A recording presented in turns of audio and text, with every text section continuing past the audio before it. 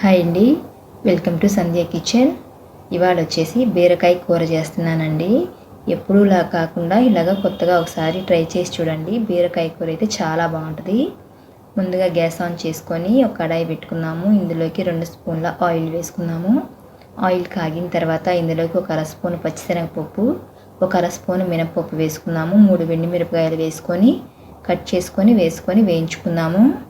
ఇలా వేగిన తర్వాత ఒక ఉల్లిపాయ తీసుకుందామండి. పెద్ద ఉల్లిపాయ తీసుకొని మీడియం సైజు ముక్కలుగా కట్ చేసుకొని వేసుకున్నాము. 2 పచ్చిమిరపకాయలు కూడా కట్ చేసుకొని వేసుకున్నాము. ఒక రెమ్మ కరివేపాకు వేసుకున్నాము. ఇవి కొంచెం వేయించుకుందాము. అయితే ఫ్రెండ్స్, నేను చేసే వీడియోస్ కనుక మీకు నచ్చినట్టయితే లైక్ చేయండి, సబ్స్క్రైబ్ చేయండి ఫ్రెండ్స్. ఇలా వేగిన తర్వాత ఒక 1/2 కేజీ బీరకాయలు తీసుకుంటున్నానండి. పైన చెక్కు తీసేసి ఇలాగా ముక్కలుగా కట్ చేసుకొని వేసుకున్నాము. 2 టమాటాలు కూడా కట్ చేసుకొని వేసుకున్నాము.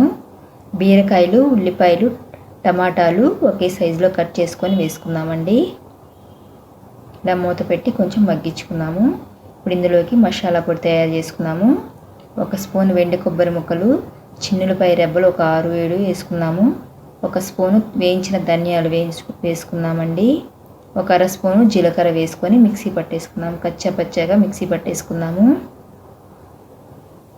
ఇప్పుడు ఇందులోకి బీరకాయల్లోకి మనము రుచికి తగ్గట్టు ఉప్పు వేసుకున్నాము. కొద్దిగా పసుపు వేసుకొని ఒకసారి కలిపేసుకొని మూత పెట్టి మగ్గించుకున్నాము. ఇలా మగ్గిన తర్వాత ఇందులోకి 1 స్పూను కారం వేసుకున్నాము. కారం వేసుకొని పచ్చివాసన పోయేలాగా వేయించుకున్నామండి.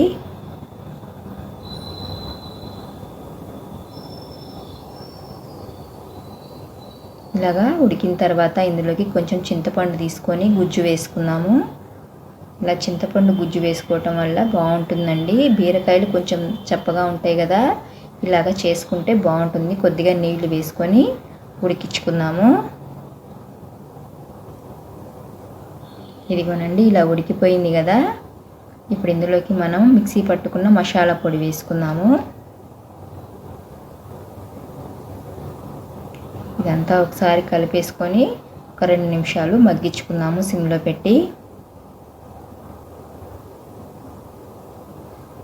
అంతేనండి, బీరకాయ కూర రెడీ అయిపోయింది కదా. ఇప్పుడు ఇందులోకి సన్నగా కట్ చేసుకున్న కొత్తిమీర వేసుకొని ఒకసారి కలిపేసుకొని గ్యాస్ ఆఫ్ చేసుకున్నాము. ఇలాగ ట్రై చేసి చూడండి, చాలా బాగుంటుంది బీరకాయ కూర. ఇప్పుడు గిన్నెలోకి తీసుకున్నాము.